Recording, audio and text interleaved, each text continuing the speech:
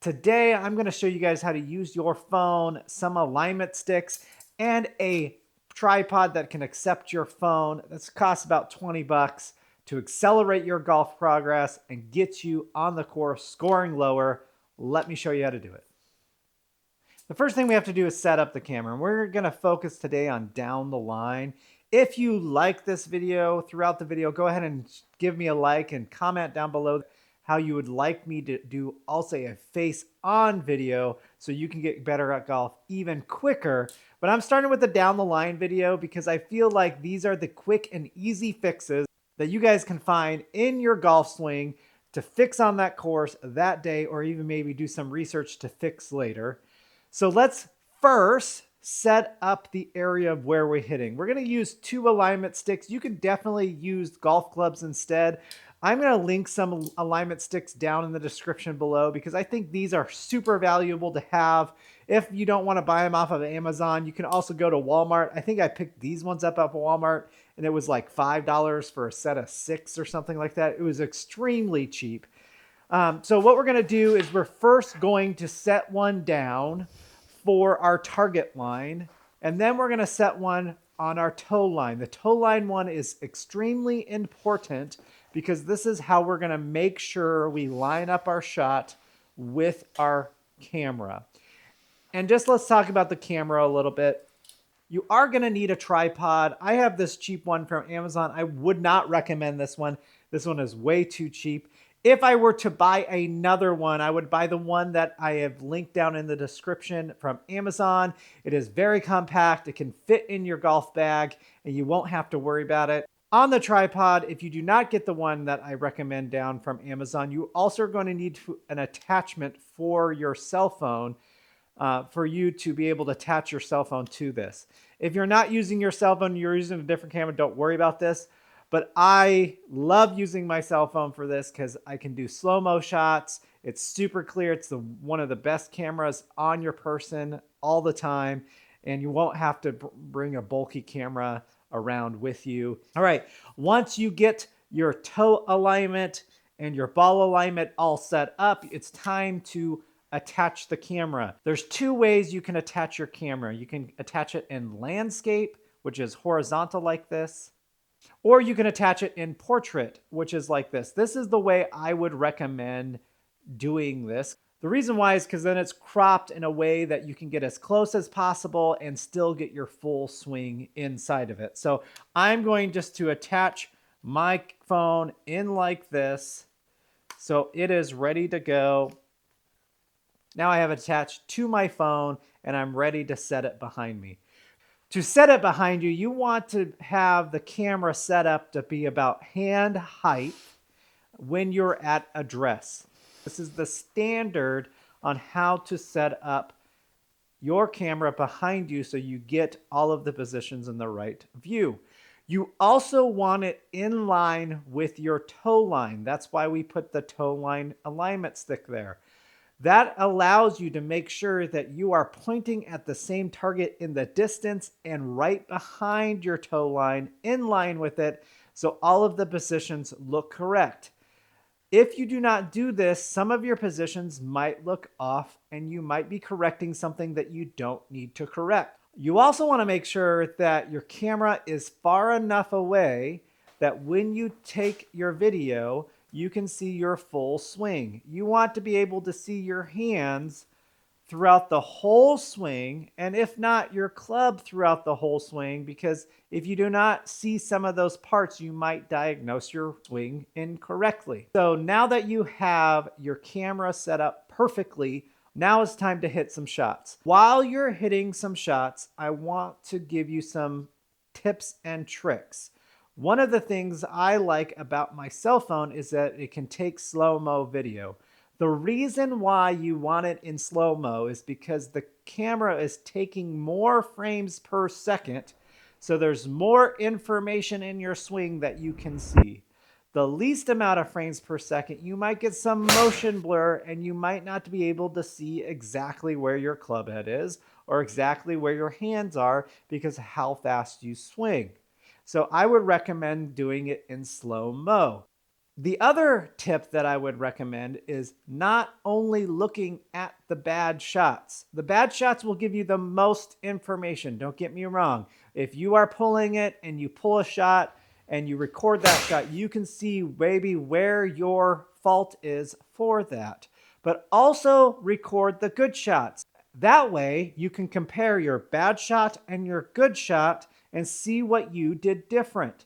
Sometimes diagnosing swings online can take you down a rabbit hole, but if you have a good shot of yours and a bad shot and you can see the difference, maybe you can fix it just based on what you see on your own swing. I'm going to hit a few shots with my Garmin R10 to make sure that they are not going straight. My miss right now is a pull or an overdraw. So let's get in it and see if I can find my mistakes. And I'm going to show you some quick things to look for when you're diagnosing your backswing.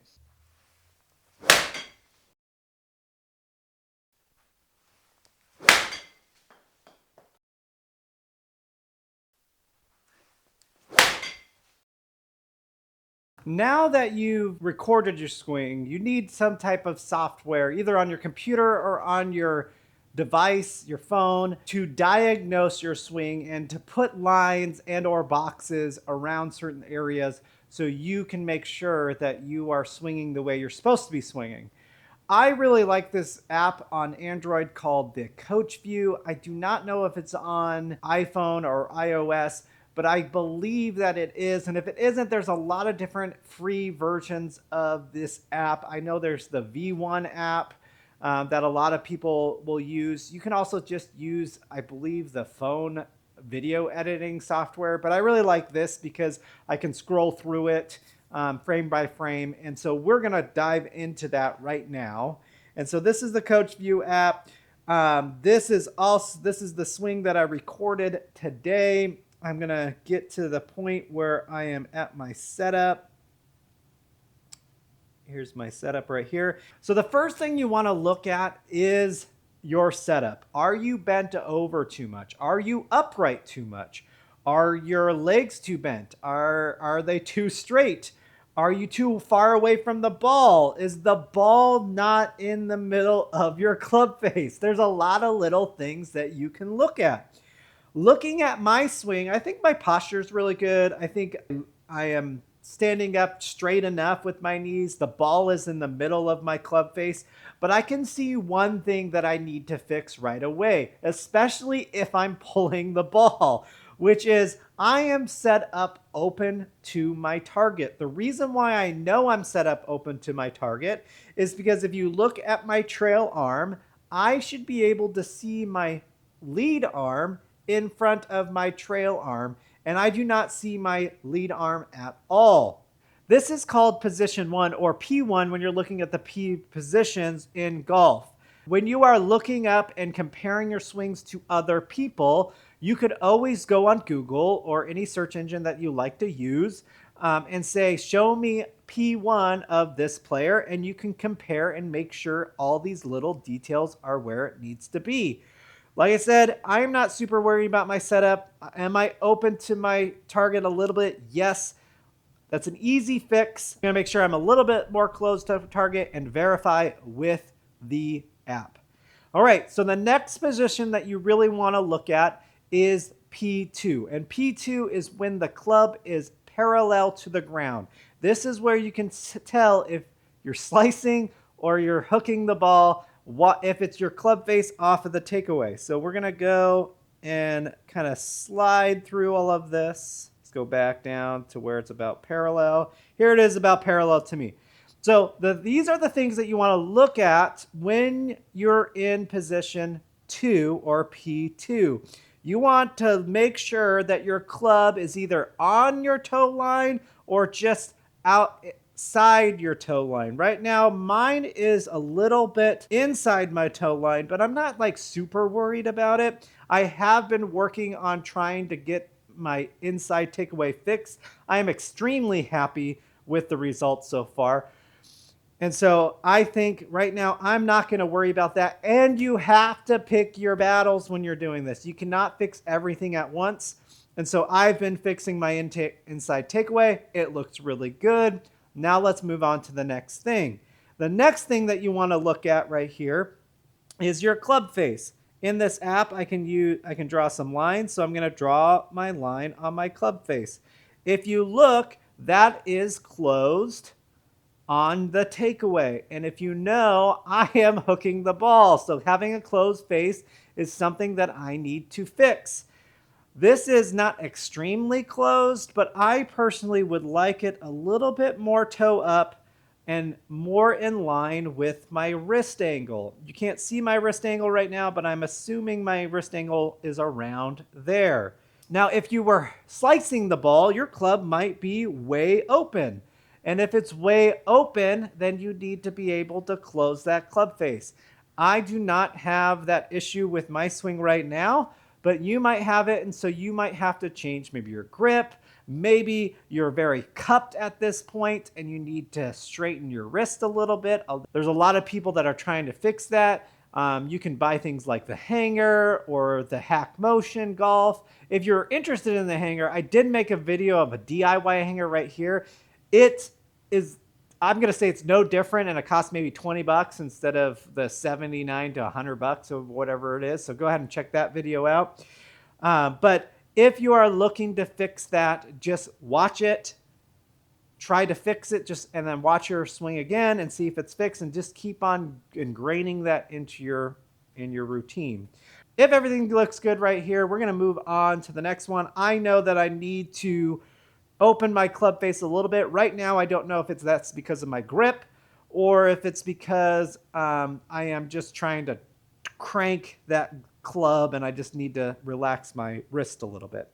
All right, so let's move on to lead arm parallel. This is P3. Everything looks a little good right here. The shaft may be a little bit steep.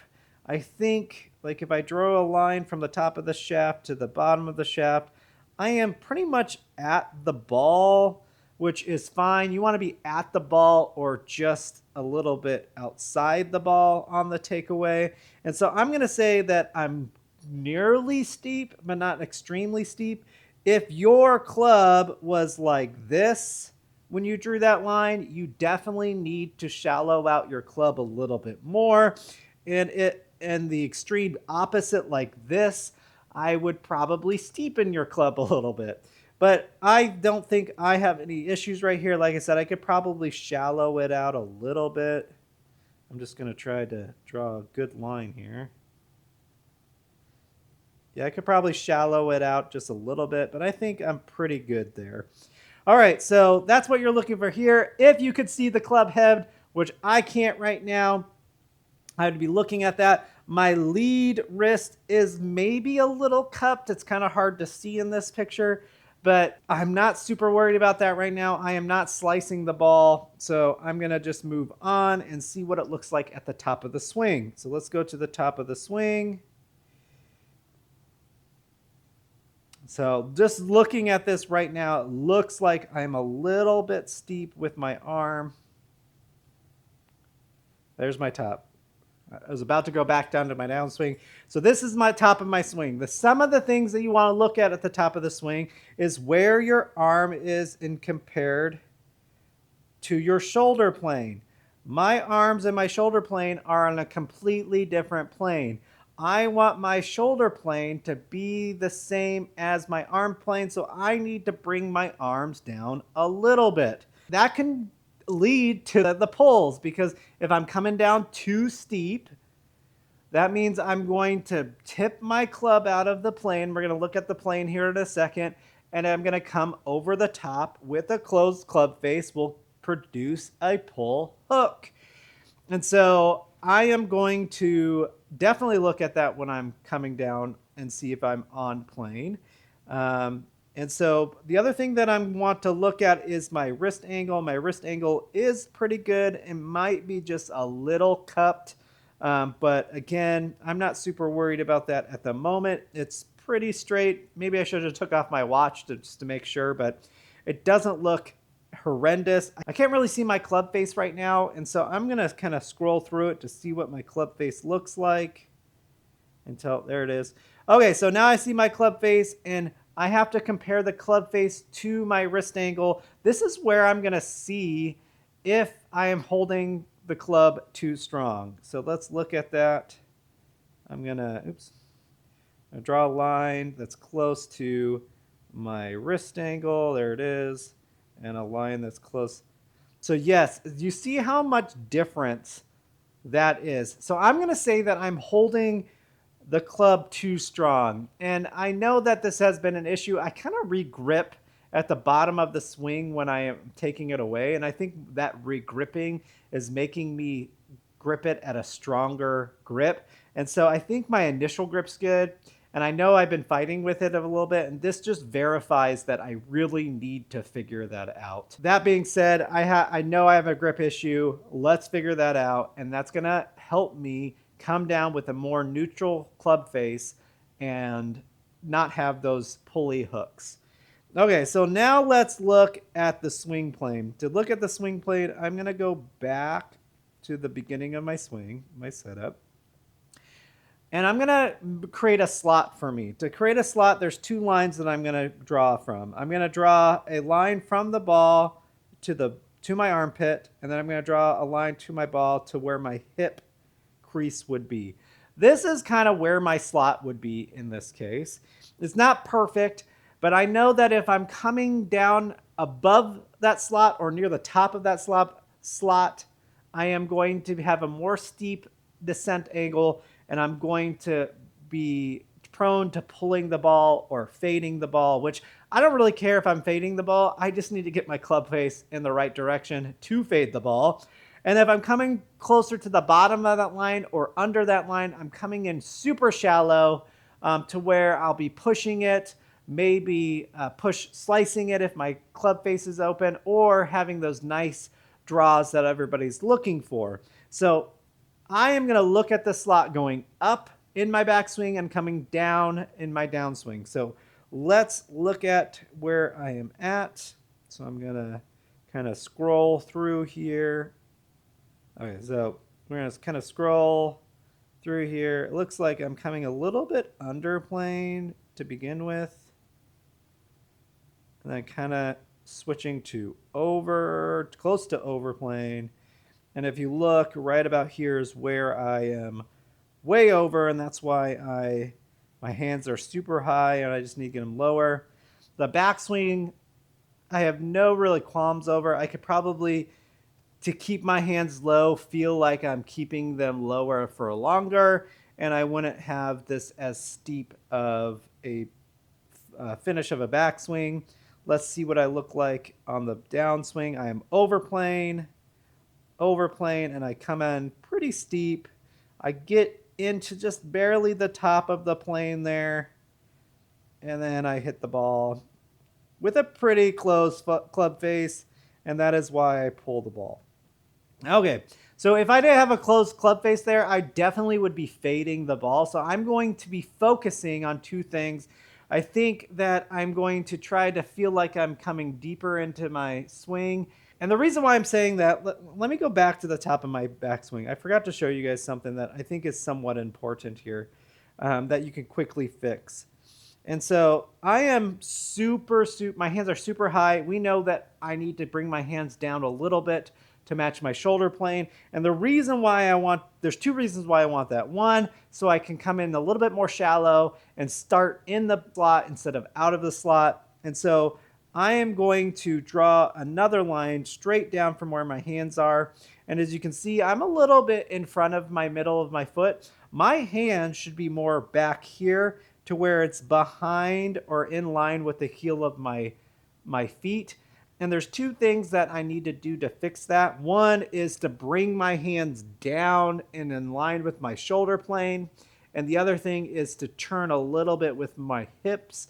And that will get me more in line to where I can come straight at the ball and come from the inside and maybe hit that nice little draw. Like I said, I don't really mind if I fade it. I just need a little bit more club face awareness there. But let's go down into parallel to the club, parallel to the ground on the downswing. And if you look, my club face is a little closed. here. Not like horrendously close, but close enough to where I'm a little bit worried about it. Everything else looks pretty good. The other thing that you want to look for when you're swinging, and I know everybody has this issue, so I'm going to go back to the top of the swing. I'm going to draw another line that's like on top of my head. If I am going down on the downswing, at impact, my head is higher than this line significantly. That means I'm early extending. So let's see if I early extend. Spoiler, I know I do, so let's see if this one I early extend. Yep, I'm coming up just a little bit.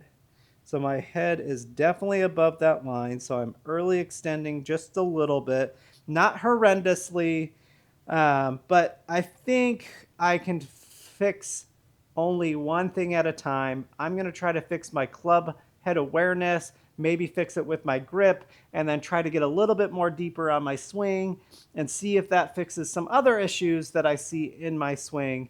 So those are the things that I think are important for you guys to look at if you are trying to diagnose your own swing. I will update you guys on my progress on those 2 goals that I have. I used to record my swing all the time, and I believe that's one of the reasons why I got good by myself without a coach so quickly. And so you guys really need to do that. Again, this is not to solve your issues. It's to find what your issues are in your golf swing, to do research, to fix them yourself. If you're still having issues, follow me on Instagram. My Instagram handle is right here. Tag me in a video of your swing. I will definitely help you out and diagnose your swing with you. And until next time, take control of your golf, make your golf your project, and I'll see you next time.